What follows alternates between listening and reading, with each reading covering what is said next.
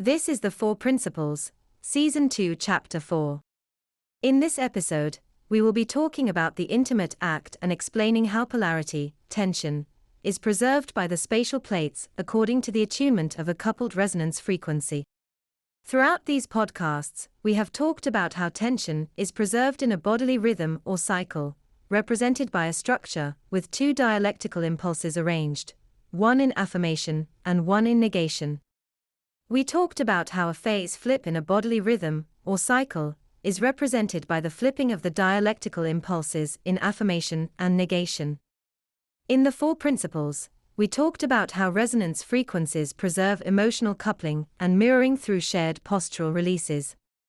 We talked about how when a subject falls out of emotional coupling, it is due to a postural release which is not shared, leading to a nonlinear intersection.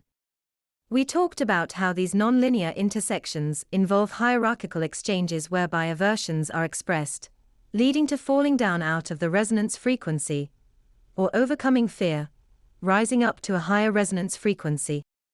In this episode, I would like to talk about a concept called attunement.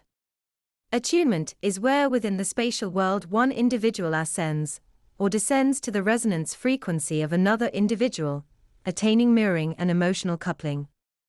This typically involves one person acting as a tonic and one acting as a dominant.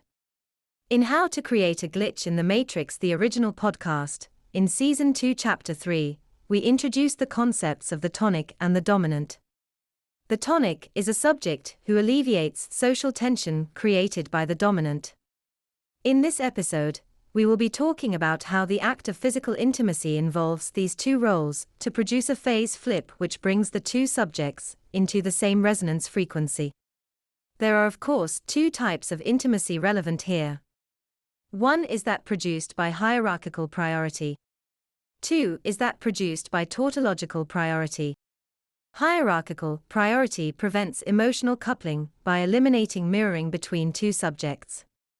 Hierarchical priority involves the subordinate acting as the tonic and the superior acting as the dominant. However, in hierarchical priority, this relationship doesn't change.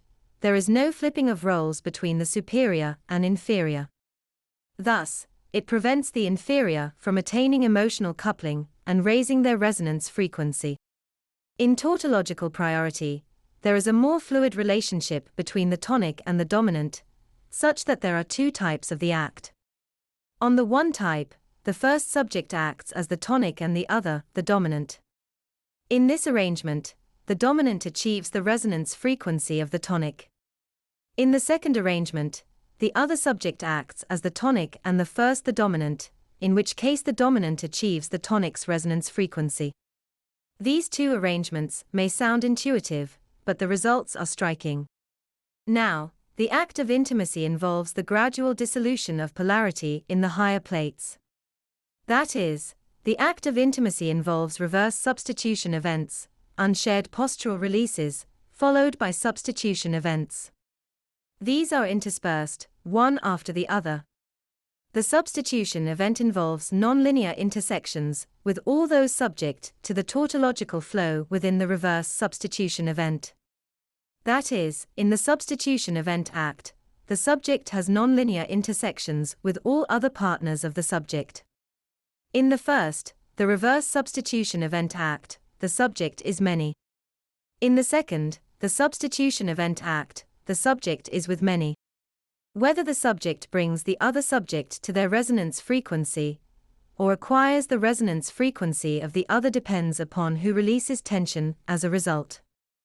The tonic releases the tension of the dominant. Now, the act of physical intimacy involves tension released by unshared postural releases.